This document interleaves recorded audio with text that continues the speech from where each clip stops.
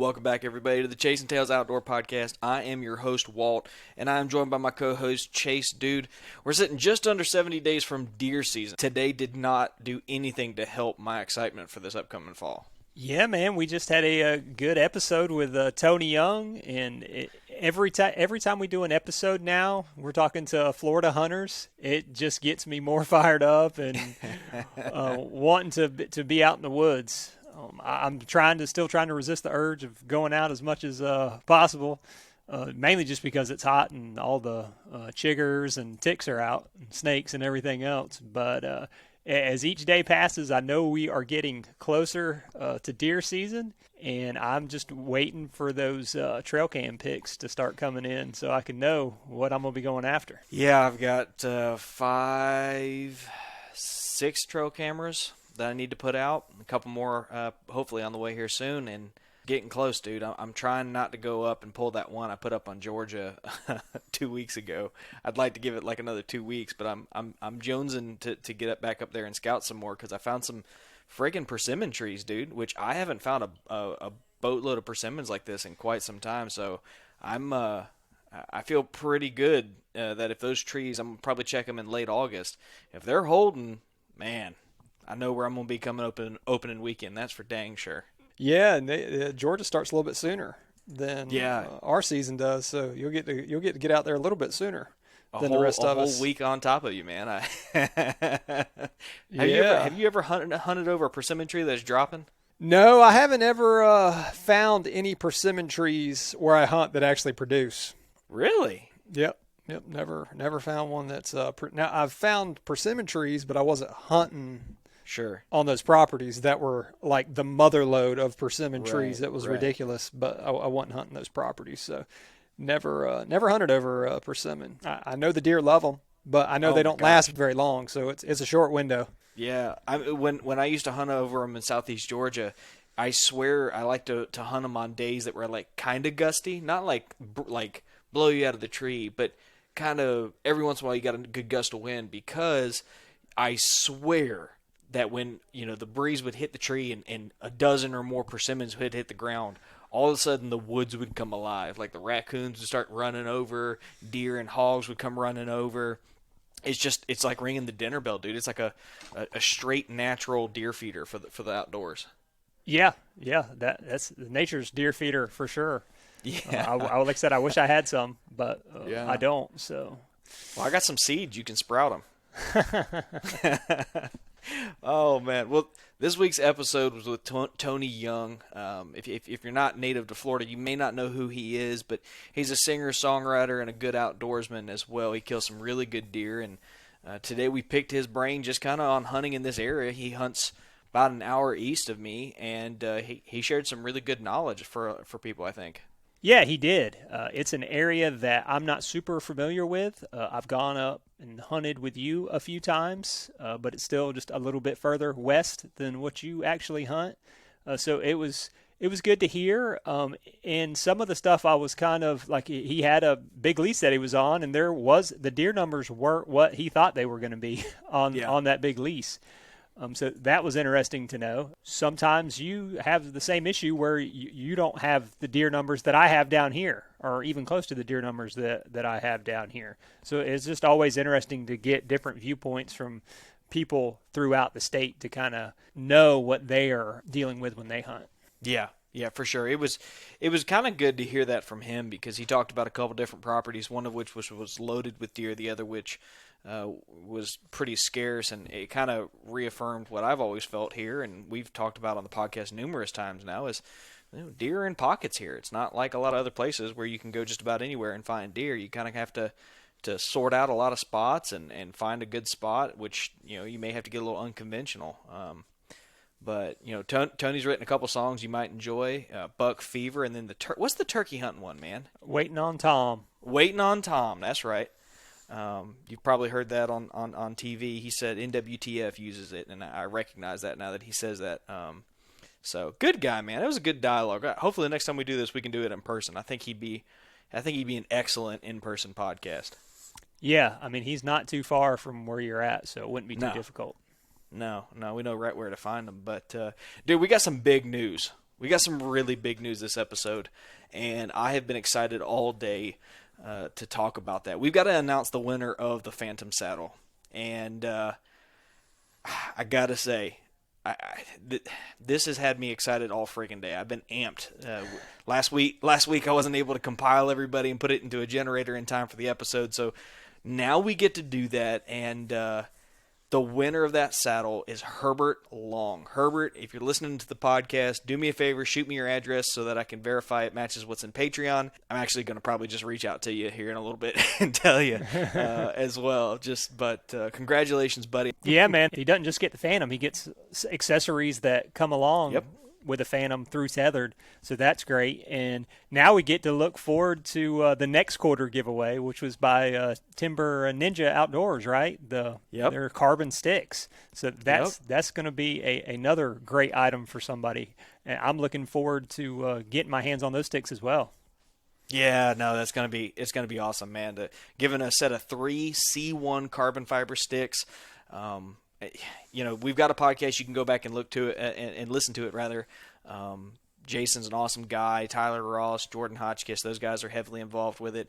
And as far as I know, Chase, it's the only stick on the market with a 3-year warranty. Carbon fiber or none. It comes with a friggin' 3-year warranty. That's nuts to me. Yeah, that's phenomenal. 3 years for a set of sticks. But, I mean, those things are built to last beyond 3 years, and yeah. I'm sure that they have that much faith in their product to be able to stick a 3-year warranty on it.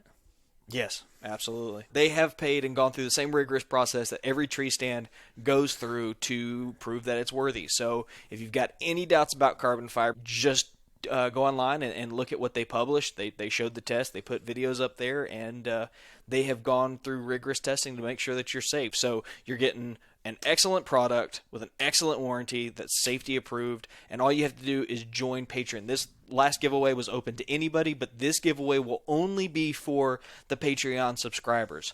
So if you haven't joined already, take a look at it. The link is in the show notes, so all you have to do is scroll down. If you're watching on YouTube, you can just click the link in the show notes there as well. We made it real easy for you. Patreon.com/Chasing Tails Outdoors. And for everyone who has joined recently, just want to give you a big shout out once again, say thanks.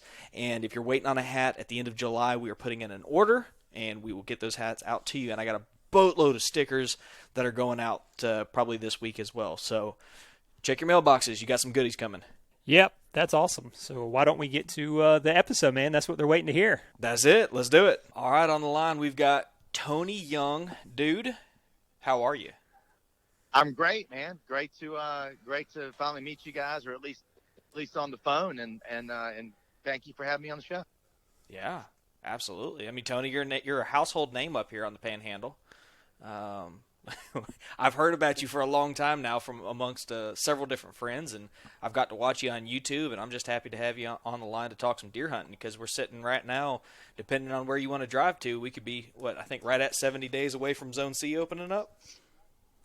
Yeah, I mean, archery up here always in Zone C always starts right there around mid-September. Yeah. So we're close. I swear, I was just bemoaning the end of turkey season, and here we are, and it's almost deer season, dude. Yeah, I mean, it's hard for me to think about it with it being so humid and raining every day. But we need the rain. But yeah, it'll be here before we know it. I've just been doing a lot of fishing and a lot of boating, saltwater fishing and freshwater fishing, and I guess part of what's making me not feel it as much is I kind of lost my lease. And so normally I would be, I would have planted some, my summer food plots, and I would have been going out there and checking that and kind of checking some cameras. And so I wasn't able to do that. So it's kind of, that always gets me in the mood. And so I guess because I haven't been doing that, I haven't been thinking about it as much. What's your backup plan, dude? Well, I mean, I'm checking different leases. I mean, I had a couple people call me today, and I've looked at some other things, and it's either, for me, the reason I haven't pulled the trigger yet, it's either too many members per acre, or it's a little too far away, or the turkey hunting doesn't also come with it. That's separate, or just, or I've called and it's just been, or I've checked up on it and checked with some people that have been on it, and they kind of gave me the lowdown. So I haven't found the right lease for me yet. There's still a chance that what I had a great situation. But I was only there like a year and a half. But me and one other guy, just two of us, we had 400 acres in Jefferson County, near Monticello, and from where I live, I could walk out my door and go through the gate in 15 minutes. Oh man. So, it just makes it where you can scout a lot easier. You can hunt a lot more. You can get in an hour or two before work or something, or after work, like some golfers like to knock off a little early on Wednesday and get in a round of 18. I could go, set for a couple hours. You could check cameras. I mean, there was just filling feeders, whatever. And it was just two of us on 400 acres, and we killed 5 longbeards this past spring. Good on that Lord. 400 acres. And one lease that was being offered to me, and I don't want to say where it is or anything, but it's in the same county. I think they had 3,500 acres. 0 turkeys were killed this spring on it. Whoa. And we killed 5 stud birds off of 400 acres. So, but there's a chance that the landowner, we're going to check with them in September. There's a chance that we might be able to get back on. But otherwise, man, my plan B is I've got like a little 5-acre spot on Asheville Highway 146. It's east of Monticello that I've got for free. It is what it is. You got to draw them in. And then I got a place. I got another small acres tract. It's like 30 acres in Bascom, which is in the extreme northeast corner of Jackson County, very close to the Alabama line, and real near the Chattahoochee River in Georgia. And I killed my third 100 class buck of the season last year there, and it's got a lot of hurricane damage, but I really feel like if I just leave that place alone like I did last year and don't even step foot on it until January, I really think I got a good chance of killing another good buck there. So I got 2 places. One's the early rut, one's the late rut, and they both don't cost me any money. So if worst case scenario, I'm looking for maybe like a turkey lease, because both those places don't have turkeys.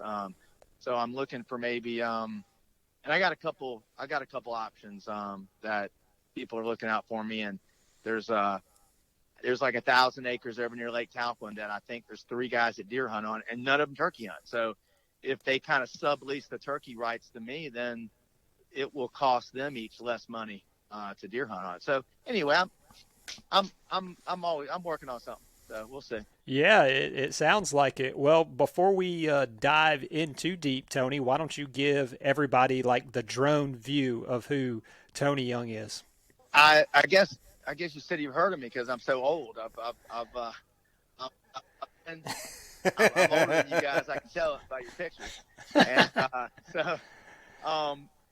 But I've been here in Tallahassee. I wasn't born here. I was born in Tampa, so I am a native Floridian. But I've been here since I was 5, so I've been here a long time. I went to high school here at Lincoln. I went to Florida State University for college. Played a little baseball, not at Florida State, but I had my own for a little while. I had my own like hunting and fishing show on the local NBC 40 station. Just really been I'm a musician, I guess. That's and where that might fall into it is I'm a country artist. I go up to Nashville and record songs, and I got a working band here that we play, a few times a month. But I happened to write a song a few years back, and I'm not the guy that writes just country, that just writes hunting songs. But I happen to find some success with a song I wrote. I thought I'd written a clever turkey hunting song called "Waiting on Tom," and I guess it was I think it was 2014 maybe, or maybe it was 2012. I mean, time really flies.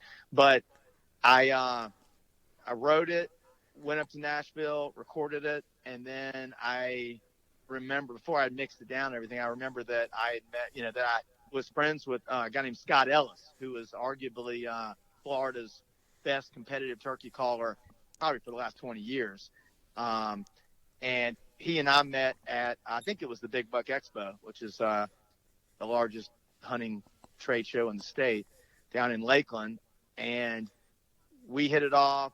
He said that he picked and sang a little bit. And I remember the first night we entertained people at the pool till probably 3 a.m. till the hotel security shut us down. But, just out there just picking and singing. And anyway, so when I recorded that song, I was like, I wonder if Scott might want to sing on this with me. And so I sent him the song, and he loved it and said, heck yeah, man, I'd love to sing on this. So I said, well, come up here. I got a studio up here we can use.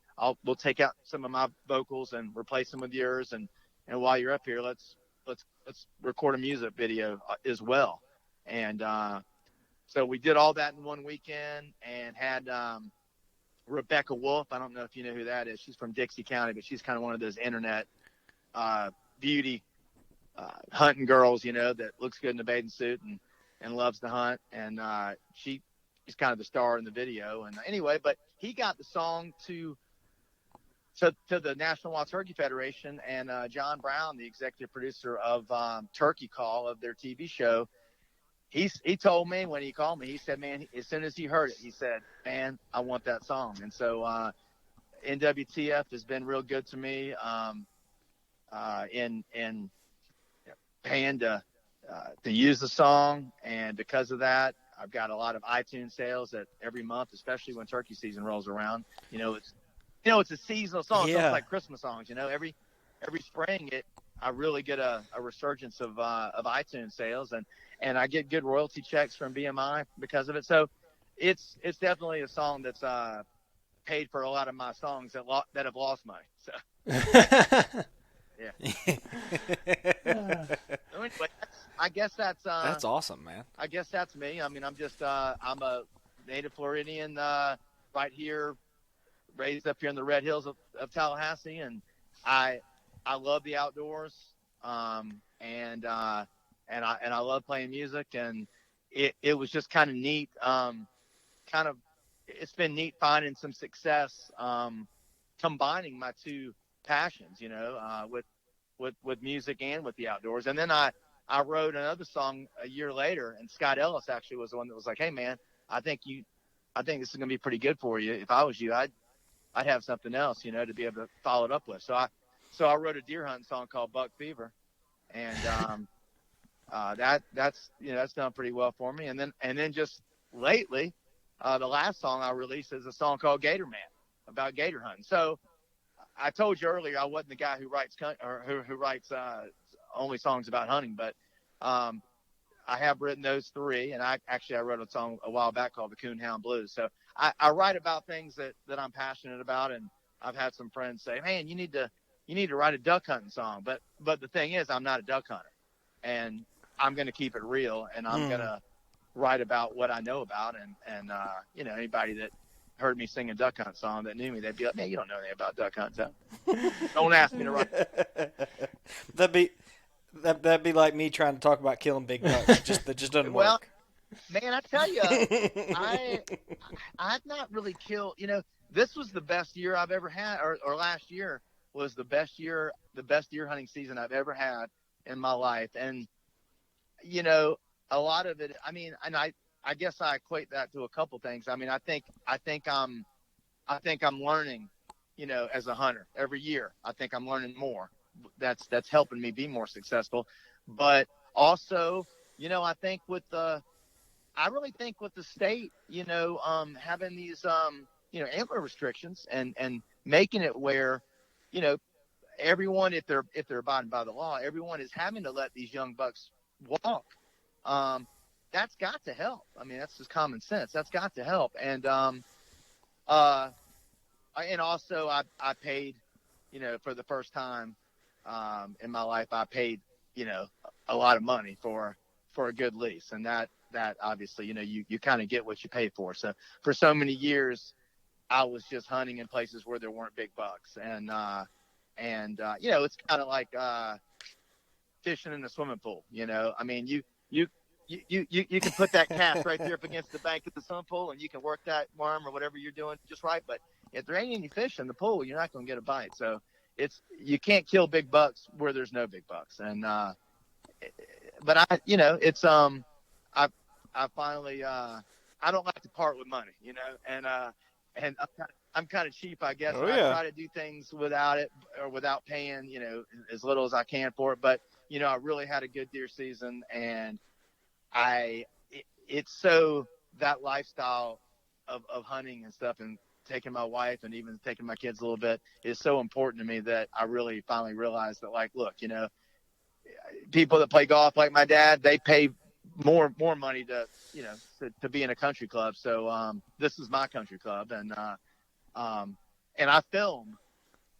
I've been filming all of my hunts now for 3 or so years. I think I've got 100 videos on my YouTube channel. It's Tony Young Outdoors is the youtube.com/Tony Young Outdoors. But I filmed all 3 of those bucks. I mean, I killed 300 class bucks this past season. 2 of them over in that Jefferson County lease during the rut, November 17 and November 29, I think. And then I was basically tagged out of that lease. I could only kill 2 bucks. So then it kind of forced me to look somewhere else. And then I remembered my friend had given me permission to hunt this land up there in Jackson County that had really gotten hit by Hurricane Michael. And so I didn't really know how it was going to be, but I went up there and anyway, had success up there. So I'm thinking I can do it again. Yeah. I have to think also restricting the amount of deer that can be shot from, Chase, what was it, 120 deer a day to 5 a year? Yeah. Well, it's 240 a year. Well, more than that. 240. You could kill 2 a day for every day of the deer season. And if you hunted down in Zone A, right, where it starts in either late July or beginning of August, like it is this year, you could start down there and then end your season in Zone D, which goes, I think last year went to like March 1st, I think. So that's a lot of days. Yeah, right. It's a lot. You could slay a lot of deer. Yeah. Yeah. I mean, if you saw that many deer, I mean, you got to see them. True. That's very true. But some people took that rule to heart that I know of. So if they saw it, they shot it. Right. Something that's it's kind of I can't be the only one that's feeling this. But when you could shoot 2 deer a day, there was no way you could quote unquote tag out. So I don't think I shot more than 3 deer in a year. And this year I shot 4. And so, right. but because what I'm getting at is now that you can only shoot 5 deer a year, now tagging out is actually something that is possible. And it almost, and again, I can't be the only one that feels this way, but it challenges me to want to tag out now. And I, with good deer though, but still I shot 4 deer. So I shot more deer this past year than I've ever shot in my life. And yet this was the year that the season limit was reduced. So kind of ironic. Yeah. I think it's a good thing though, the way that they've done it, because it, I'll be honest with you, late season, at certain places on the Panhandle that you could potentially just show up and get a tag. There was a lot of people in years past, and this year towards the end of that season, the first few weekends, it wasn't that way. But then after that, man, you dang near could just show up whenever you wanted to, and there were available spots. And I have to think that's because people tagged out. Are you talking about public land areas or? Yeah, I'm so stingy with my money. I won't even get a lease. I just I'm public land only, man. I Well, can't man, that's I no, can't that's swing it. all right. And I mean, people that only hunt public land, I mean, they're arguably better hunters. That you have to be.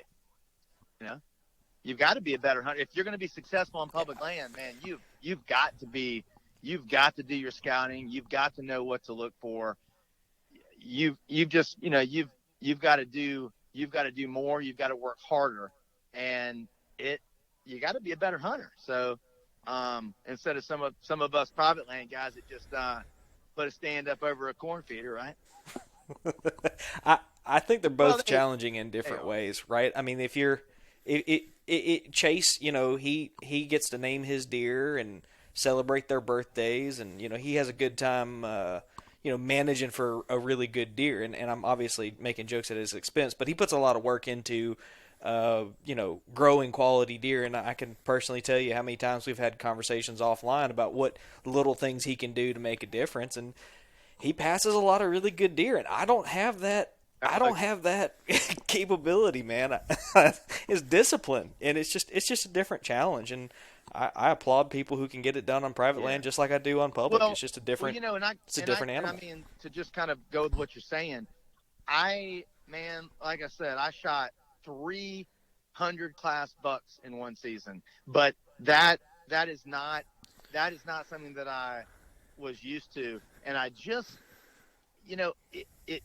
I just got to in other words, the kind of club or lease that I'm wanting to get in right now is something that's like 8-point or better, at the ears, $2 per person or whatever. But let me tell you, if we were having this conversation 3 years ago, I wasn't at that level 3 years ago because I hadn't shot that quality of deer yet. So I'm with you. I mean, a trophy is really in the eye of the beholder, and it depends on what you're used to. I mean, to me right now, where I'm at right now, 100 100 class buck is a trophy.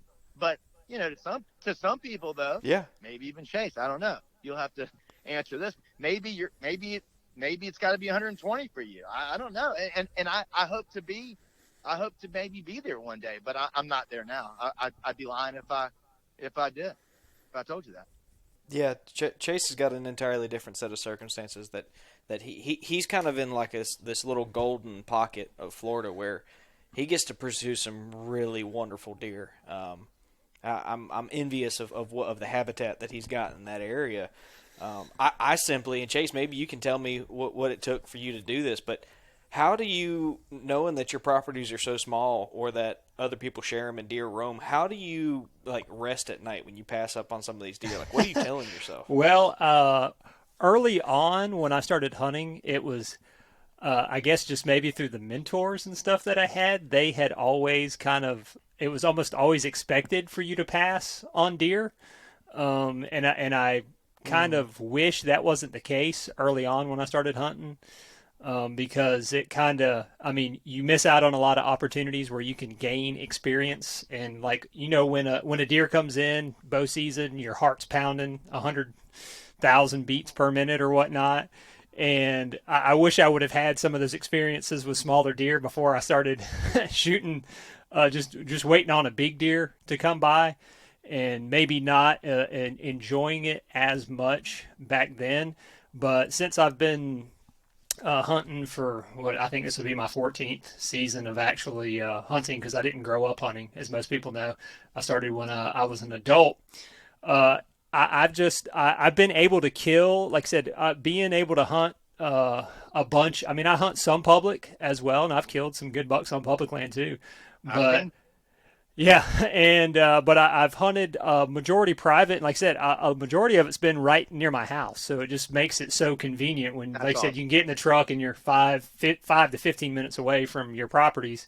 It makes it so much easier. But I've shot a bunch of the 90 to 100 inch bucks in that time, And I know that, and now, like you said, you kind of you go through phases where, I mean, Tony might probably go through. You have several years of shooting 90 to 100-inch bucks, and you're like, okay, well, I want to move up to the next class of deer, Right. and I've kind of done that myself, where I'm like, okay, well, I want to shoot 100 inches or better. But then if I shoot one that's 100 inches, well, then I'm not just going to shoot another one that's 100 inches that And year. try better.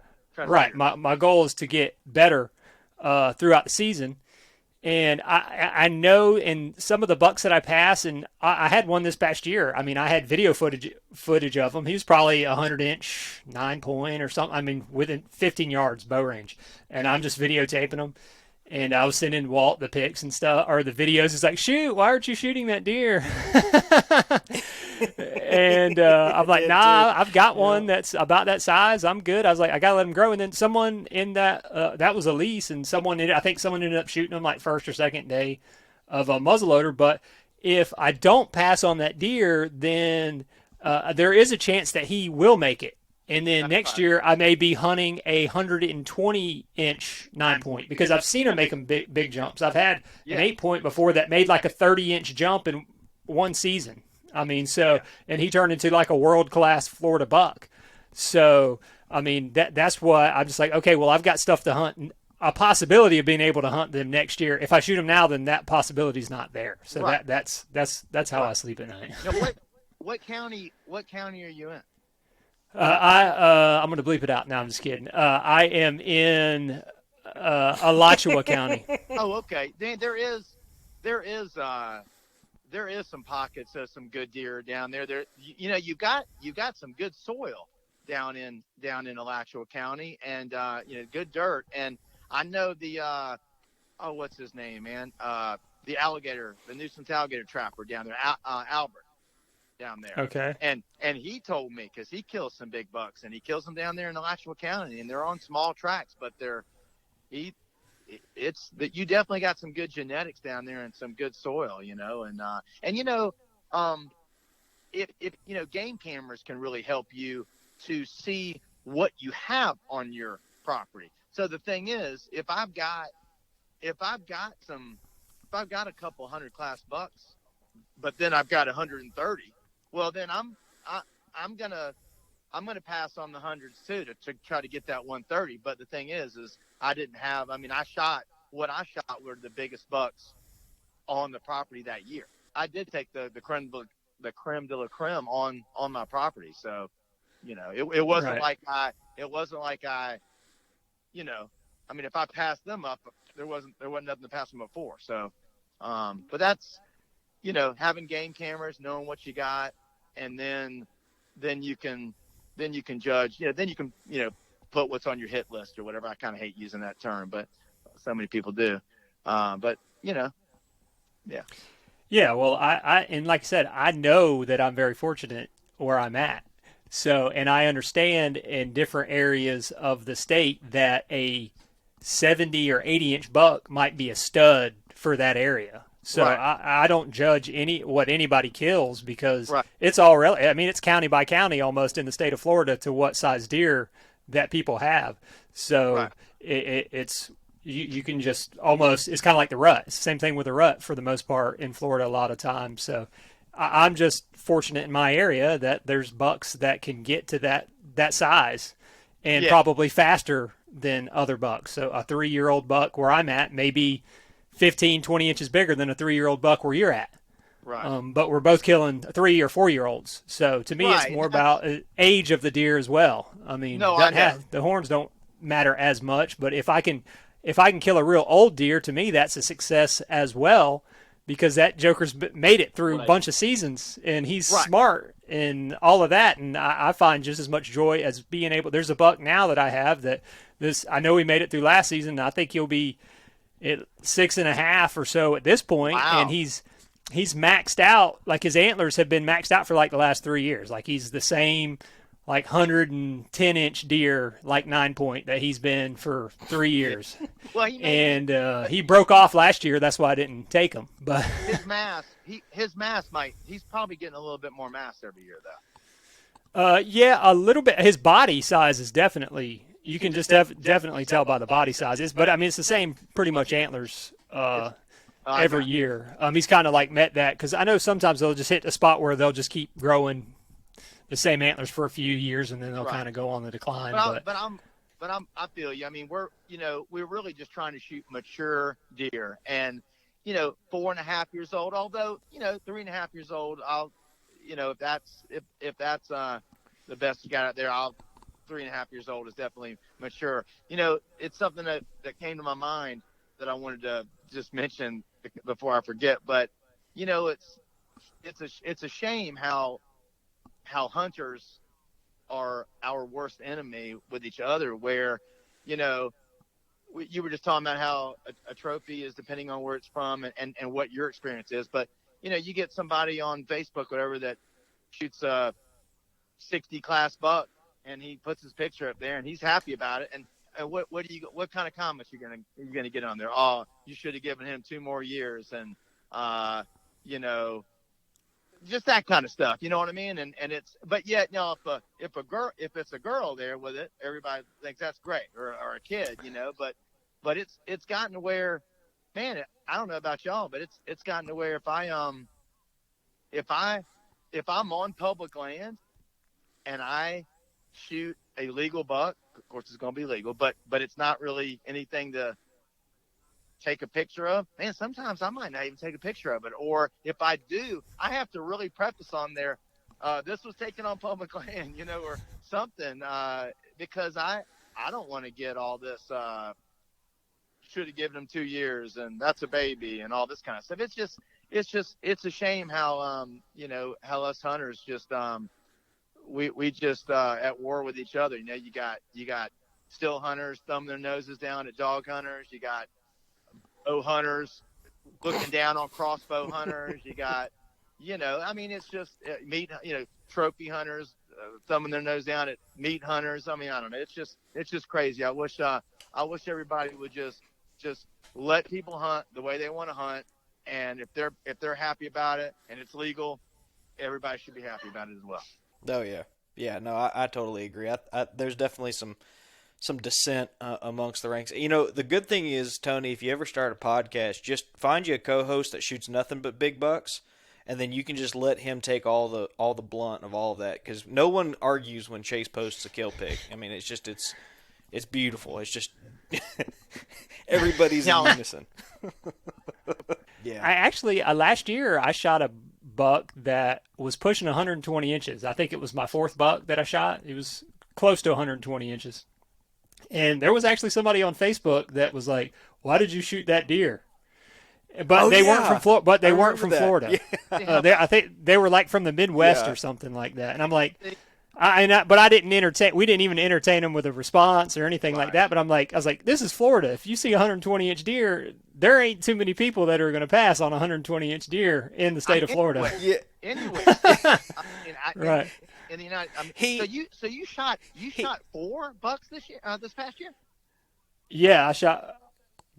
Drop that. I shot 4 bucks, and it was 450 something inches worth of antler this year. Wow! Think. Now, is that your best year? Yes, that would be my best year. Well, I as far as the 4 meeting that total, yes, I did have a year where I shot 5 that was over 500 or something like that. But yeah, this year, wow. and then to put salt on the wound, I missed a probably 130 class 8-point. Brute. Well, I nicked him. I nicked a 130 class 8-point. So it would have been the best year I probably ever would have had in my life. This year, you would have tagged out. You would have tagged out with 5 bucks. Yeah, I would have tagged out with young bucks. 5 bucks, and it would have whatever. I don't even know what it would have been at that point. But 580 Buck inches. Fever. Yeah, It was a great. It was definitely a great year. I can't complain. It was an awesome season. I took 3 of them were with my bow. One was with a rifle. So I have zero complaints about last season. All Alachua County. Yeah, they were all in Alachua County. Yep. Okay, man, I tell you, I mean that's you're That's where you need your lease, that's dude. right. It just went for all those gators down there. Yeah, go Gators. Go Gators. Yeah, that's it. I tell you, if we play football this year, and I tell you now, it's looking like, at first I was feeling good about it. Now with the spike in COVID, I don't know. But I tell you, man, if we play football this year, I think the Gators are going to be really, really, really good. Yawn. Well, I appreciate that, but Yeah, Walter's a Bulldog. Walter's a Bulldog fan. It'd be nice if they were competitive again. Everybody knows up in Tallahassee, man, we don't care about football up here. Everybody knows we're a basketball school. Yeah. That was the joke this past year, right? Well, why don't we dive into some tactics, Tony? Why don't you? I mean, you had a great season this year. Like I said, it was your best season. So why don't you kind of give us a breakdown of how that came to be? I guess I'll start off with just a little bit on that lease that I was on. It was my first time deer hunting out there, and it was a great lease, but it was something that I wasn't used to. In that there really weren't many deer out there. I didn't think, to my best guess, I think there was 20 total deer on 400 acres. That's not very much. Wow. So that's the public guy, land numbers right there. So the guy that got me on it, he'd been out there. I think it was his 5th year. So he knew the land. I didn't know the land, but he did get me on the lease because he does know that I know some stuff. And so together we were going to try to, team up and make it as good as we could. But we could only shoot 2 bucks each. I don't think they'd ever shot more than 1 buck in a year out there. But he said, hey, if you want to bring a guest, come out here, bring them out here during one of these doe weekends and whack a doe, whatever like that. Well, I got out there beginning archery and didn't see anything. And the second hunt, didn't see anything. I mean, I didn't see a squirrel. And I was used to this little 25-acre little parcel that we had for about 8 years. And I shot 1 good buck off of it in that 8 years. But it was over in the Wasissa area, so kind of more a little bit south of Jefferson County, or south of Monticello in Jefferson County. But good hunt down there, that though. area just had good deer and turkey populations. And my wife and I just about tagged out turkeys. 2 turkeys each on 25 acres, like every spring. And we saw deer and turkey every sit. So you could film a bunch of stuff. You didn't get bored. I mean, you sat in the stand 15 minutes later, stuff was walking out. So I wasn't used to that. I wasn't used to sitting in a stand for 3 hours and not seeing anything. And it happened day after day after day after day. And I was literally texting people and saying, I need to find another lease, man. This ain't working, And the guy told me that the rut there was like the first week in December. But it was funny how in mid-November he took a week off from work. Now I don't know why did he do that. So he told me he shared information with me, but I don't know if he shared everything. But let me tell you, he sat out there. The joke ended up being on him because he sat out there 5 days in a row, and I think hunted all day long. I mean, packed a lunch. Never saw a deer. I came out there on Saturday, or I think it was I came out there Sunday morning on November 17, and he was there too. And I was in there texting friends trying to find another lease, and all of a sudden a doe comes out, and I'm like, oh wow, I'm actually seeing a deer. And I mean, it wasn't even, I don't think it was even a minute later, and from the same trail, just a shooter buck. I mean, there was no doubt. And a wide 8-point. And I couldn't believe it. And so as quick as I could before buck fever could set in and all that, as quick as I could get the gun up. And I knew it was a shooter. I didn't need to count points and get all nervous about that. He had a big set of horns and a big body. And as soon as I put it on the shoulder, I pulled the trigger. And he ended up being, I think he was 16 inches wide inside spread. The tines weren't that long, but, he ended up being, he grossed 100 something inches, but 178 pounds. And that's real weight. Wow. We weighed. That's not judging or guessing, or that's taking him to the processor and putting him up on the scale. 178 pounds. Big deer and big body deer. But that lease was, when I said there, I think there was 20 deer. I think there was a dozen bucks and 8 does. And so the ratio was better than 1-to-1, buck to doe. And it really made, that ratio like that really made the bucks have to get up and go look for does and to compete for does. And so I think having a good ratio, having a more even ratio like that really helps when the rut comes. And I tell you, I shot the next deer, a 9-point, out of the same stand. And by the way, that first deer I shot, that was the first time I even hunted that stand. And it was interesting because my partner had he had some of those game cameras out there that sent pictures to his phone, and he would share it with me. I don't know if he shared all of them with me, but it seemed to me that he was always kind of hunting where the buck was, and was always kind of like a day late almost. And I wanted to know from him, where are you seeing most of the does? And he said, well, I'm seeing most of those over here. And I'm thinking to myself, that's where I want to hunt, because when the rut kicks in, that's where he's going to show up. And that's exactly what happened. And, I think it was on the 29th of November, sitting in the same stand, a 9-point came in that weighed, I think he's about 170. I didn't actually measure that or weigh him, but he came in from, that buck came in walked in downwind from me on the same trail that I'd walked in on.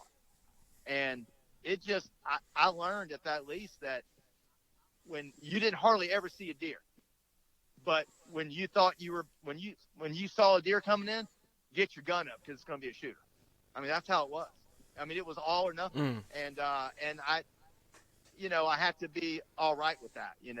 This wasn't the lease where you're going to see deer every single sit, but it was going to be one of those deals where, matter of fact, I had made plans this year that I wasn't even going to hardly hunt until November, because I got burnt out. I was burnt out hunting September and October and wasn't seeing anything, and really was just putting my scent all over the place. And it wasn't going to happen until mid-November when that first doe came into heat. But I did learn. I learned something this year also, that, and I'm not, just to let everybody, the listeners know, I'm not pro staff anything. I'm not endorsed by any products. I don't get products sent to me for free or anything like that. So, I try different things, and I don't know, except for corn and whatever. I don't know too many things that are really like, that I'm really going to put my reputation on is will work. But I tell you, my friend, Chris Berry, he's from Tampa, but we talk. I mean, he's so into deer and turkey like I am, that we talk all the time and share information and really just try to learn as much as we can about the animal and how to hunt them. But he told me about this stuff called, and again, I'm not endorsed by this company, but this stuff called Evercalm. You know what that is? Mm-hmm. And man, Mm-hmm. Yep. Comes in like a deodorant stick stuff. I tell you, I mean, maybe it was just a coincidence that I had my best deer season this year, but man, I used that for the first time. And like my friend said, it doesn't, the one I use, I think there's different ones, but the Evercalm I used, it doesn't attract deer. but because it's not the doe and heat smell, it's just a deer smell. But when they smell it, it lets them know, or lets them think that some deer had just passed through, and they can tell that they're not they weren't on alert, so they feel calm when they come in. And I tell you what, man, it worked. It sure didn't hurt. And that 9-point walked on the. I mean, after I shot deer, I went and looked back. His paw prints were in my boot track. So, wow. I mean, he came in downwind from me. So that stuff really works. I think. And again, it's not attracting the deer, but I think it really does a great job of covering your scent like that. And I'm gonna buy a stick of that every season. You can bet that. But I think in just trying to like teach somebody something, I think when the rut's gonna hit, you need to be where the does are going to be. I think that's, instead of trying to chase that buck, you need to get ahead of the buck and be where that buck is going to be when the time comes. And of course, always or never hunt a bad wind. And hopefully you've got different stands set up for different winds so that you can hunt, when you want to, when time allows, your job and your family and whatnot. But if it doesn't, and it's the only chance of you going hunting this day, but you're going to have a bad wind, don't do it. Stay home. But only hunt a good wind, and, do all you can to, wash your clothes. And I mean, I wash all my stuff in, scent-free detergent. I use the scent-free, dryer sheet. I use, scent-free, deodorant. Arm & Hammer is what I end up using. Shower in scent-free Dove, I think. So, it's very important to, it's funny, not to you guys and not to probably most of these hunters that are listening, but, to the common person, the non-hunter, it seems weird to take a shower before you go hunting. Most of it's like, why wouldn't you take a shower after you get out of the woods? But we all take a shower before we go hunting, so that we are as scent free as we can. And I keep my hunting clothes and we wash all of our clothes. I mean, my wife and I both. I mean, all of our laundry is in scent free. So if I'm at work or something and I'm wearing whatever I'm wearing to work, and I'm going to skip out, an hour and go sit in the stand and just put my coveralls over it, it doesn't matter, because all the clothes that I have they're all scent free. So everything, all of our clothes, hunting clothes and non-hunting clothes, all scent free. And I keep my hunting clothes in like one of those Rubbermaid totes. And especially around Christmas time, when we get the Christmas tree, I will trim the tree and I will put in those little pine branches within the layers of my clothes, so that I smell like a pine tree. I think that helps. And Walt, since you're cheap, I think it's free, right? Yeah, that's it. Hey, but yeah, Tony, real quick, I want to pry on this a little bit. Florida's wind condition sucks. We'll just call it what it is, and it seems like getting a consistent wind is damn near impossible. Is that the same case everywhere, or is it just in the Red Hills? What do you think about that? Yeah, I agree with you. Unless, if you've got kind of a fairly consistent strong wind, I mean, not real strong, but then that seems to be, that's a little bit better as far as being consistent on the direction that it's blowing. But a lot of times when you don't have that much wind, it tends to kind of swirl sometimes. And I mean, you really can't. Right.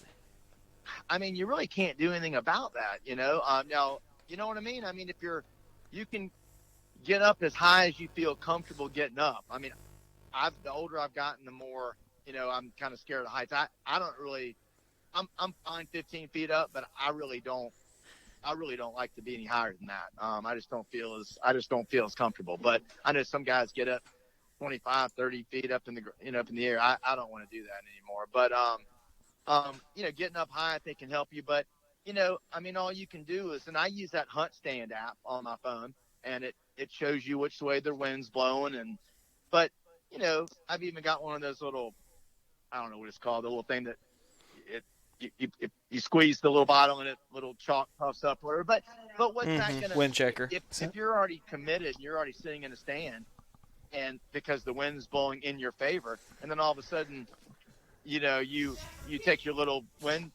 puffer thing out, your chalk, and you blow it, and now it blows the other. What are you gonna do? You're gonna get down? I mean, so it's you got to just use your technology and see,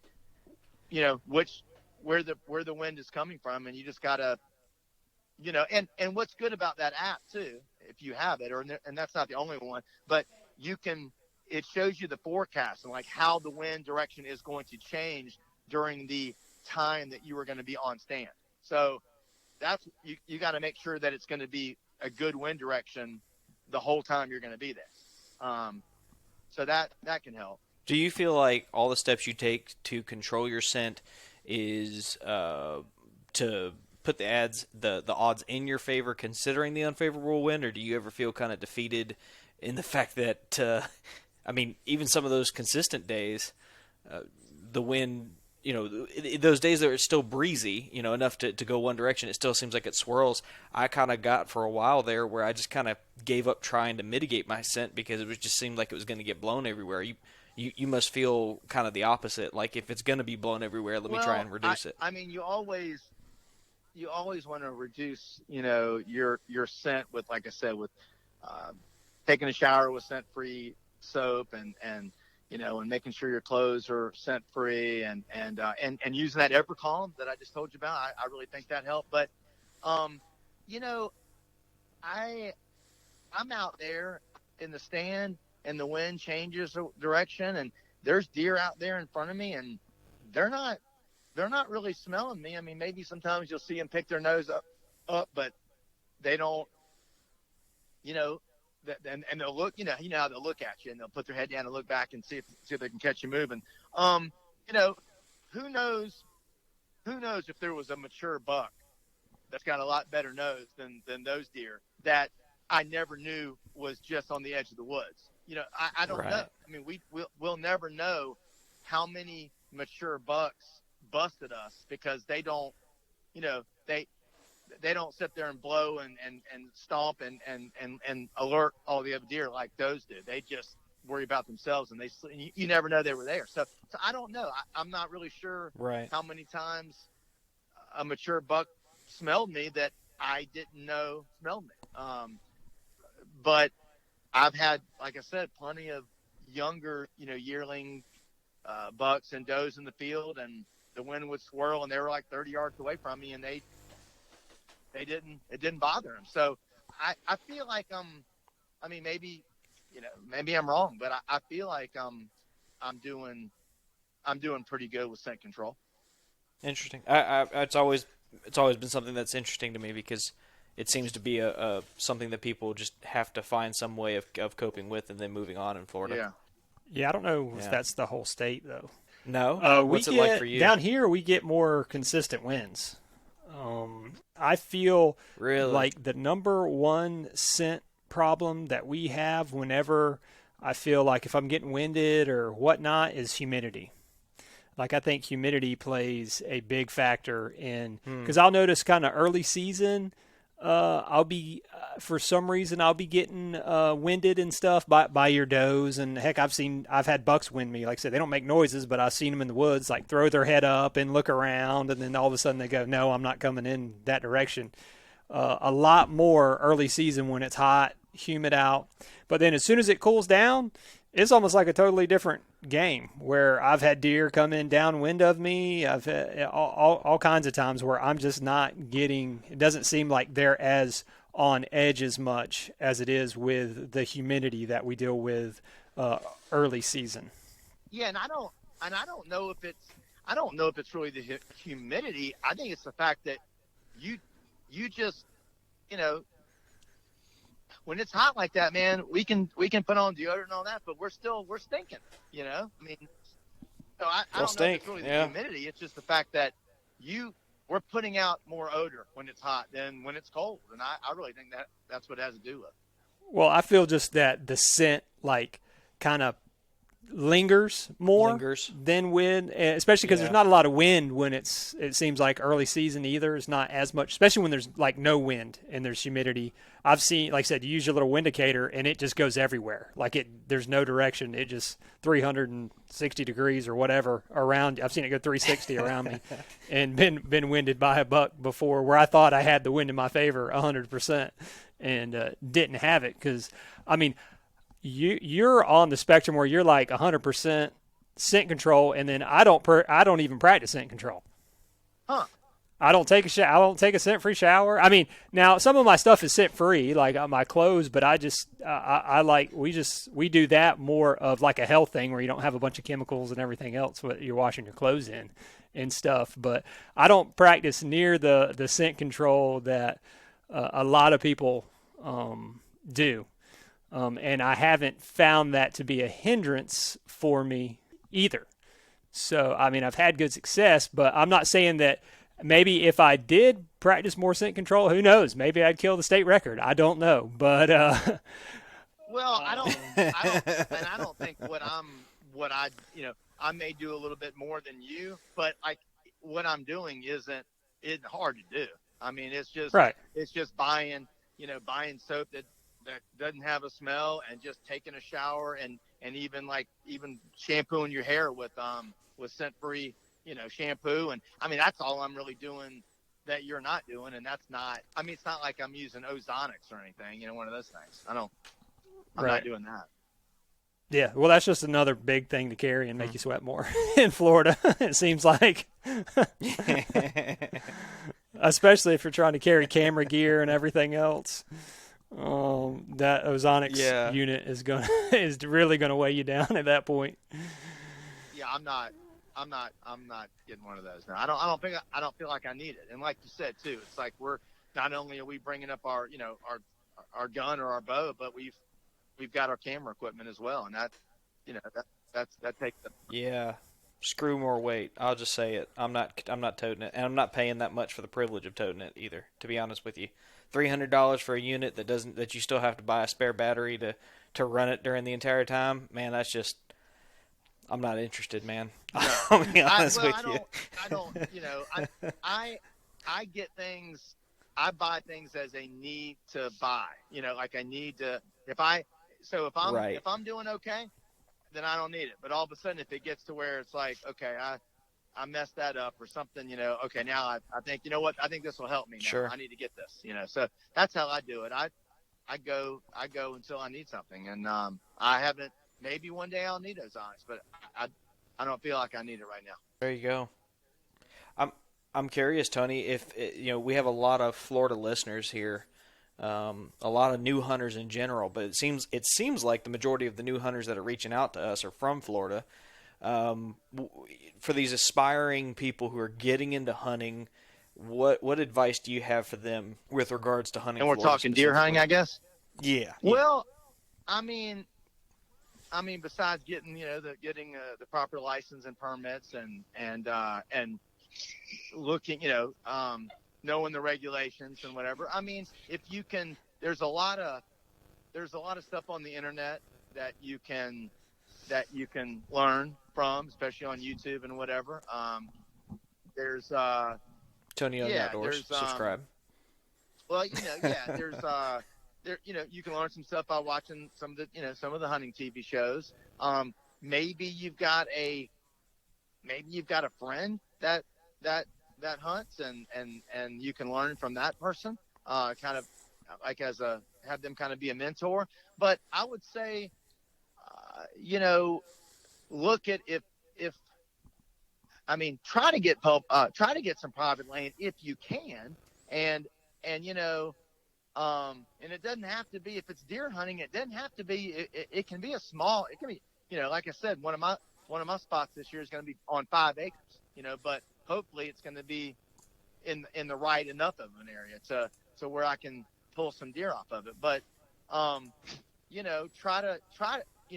always try to get some private land. And I kind of equate that to like back, being in middle school, like a dance. You'd have to ask at least for me, maybe not, maybe you guys better looking than me, but I'd have to ask. I had to ask like 100 girls to dance before one of them finally said yes. So and that's Yeah. the same way with private land. I mean, like don't be embarrassed or look for an opportunity. I mean, I'll see somebody at Publix. There'll be somebody in the line in front of me, and they're like, if they say something about, they might be mentioning to the cashier, oh yeah, we got a farm in Jefferson County. I'll say, oh, you don't say, and I'll strike up a conversation, and nobody's ever been offended by that. But in most cases, they don't want me to hunt it, or they're already hunting it, or somebody else is hunting it. But every now and then, somebody will say, sure, here's my phone number, give me a call, let's talk about it. So, and if you can offer. If it's a win-win for that person, whether it's somebody who's like an absentee landowner that if you could just mow their roads for them, that would be helpful. Maybe they like to eat deer meat, but they don't want to shoot it themselves, so you give them half the deer or something. Maybe there's some punk kids that have been drinking beer and maybe growing dope on their land, and because they're an absentee landowner, and maybe by you being there and having more coming on the land a lot more often, that's going to drive Presence. that stuff away. So yeah. if you can offer something, or paying the property taxes. I mean, there's a lot of, unfortunately though, with today's day and age, everybody's so worried about liability and getting sued, and that's the tough part. But I would keep trying to find some private property, but in the meantime, find the public land areas that you are willing to drive to, that are close enough that you're willing to drive to. And then, the best thing to do is to really, look on an aerial photograph, Google Earth, whatever, and look at the area and look at the different habitats, and see where the upland pines, meet some of these hardwood drains. You can tell by the color of the trees, and see some of these like openings that might be near there.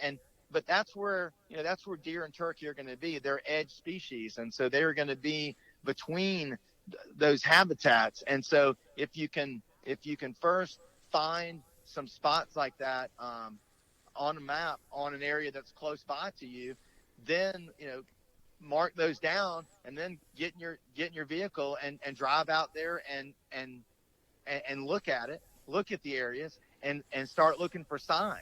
I can kind of bridge into that third deer that I killed, that third buck that I killed this year. I was telling y'all, and it wasn't on public land, but the how I went about it is still the same thing that you would go about it on public land. But I hadn't been on this property since Hurricane Michael. So I didn't know what to expect, but I tagged out of my lease. I still wanted to hunt. So I drove out there. I had a real cheap ladder stand with me. I had a 50-pound bag of corn. I think I had a game camera. Well, I got to the gate where you used to be able to open the gate and drive through. I could barely walk down the driveway. I mean, I had to duck vines and over branches, and it was tough. I got to this first little clearing. It was about a half acre, and I'd never seen so much deer sign in a half acre. I mean, I saw so the stuff you're going to be looking for on public lands, the same thing I saw there. I think there was 6 active scrapes and like 12 rubs, and all within a half acre. And there were deer tracks everywhere, and there was deer poop everywhere. I mean, it was like it was their toilet. I mean, it was. I'd never to this day seen so much buck sign in a half acre spot. And I looked at my phone, and I looked at where my truck was. I was only 90 yards from my truck, but I'm always ready to hit the easy button if I can. And so I literally was like, I don't know what's beyond this little opening right here, but I had 30 acres to hunt, and I was only hunting on like the first 5. And I don't know what was behind that, but there was so many things that were blown down, and I just knew that it was happening right here, and I knew that I could slip in here without making too much noise. But if I went any further and tried to, that it would just be tough to slip in somewhere if I went any further than this little first opening. But to me, it was clear that it was happening right here, and there was no food plot, there was no minerals, there was no feeder, there was no corn, there was nothing. It was bucks were naturally using that area, and it was like a transition area. And so I really treated it like public land. I saw where the main trails were coming in, and where, I used how you can tell how, what direction a buck's walking by the side of the tree that he's rubbing. That's the side that he's facing. So I read the rub line. I saw these scrapes. I knew where to. I placed the camera where I could catch 2 scrapes in one shot, and I literally stood where I thought the shot was going to take place, and that is where the shot took place. And I turned around and I found the tree. And that's how I find the tree. I stand where I think the shot's going to be, and then I look and I go, there it is, right there. So because the canopy was so low, I only brought in 2 ladder pieces. I didn't even bring in the third one. So I'm only 10 feet off the ground. And I decided to leave the bag of corn in the truck because I said to myself, they're coming through here right now as is. And I think if I throw anything out there, it's just going to alarm a big mature buck, and it's going to mess me up. So I think my best bet is to quietly put the stand up and to just come back, slip in and out whenever the wind was right. And that's what I did. And I think it was the 4th or 5th hunt when I killed that big buck, and I saw deer every sit. And but that was private land, but that's how you do it on public land is you don't have the luxury of putting a food plot or having a feeder and making them come to you.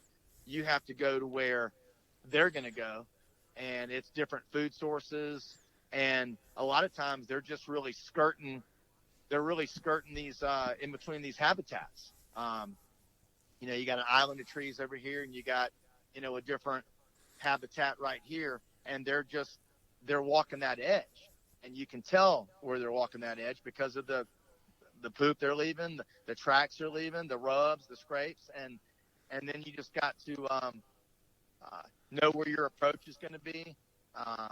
Try to visualize where you think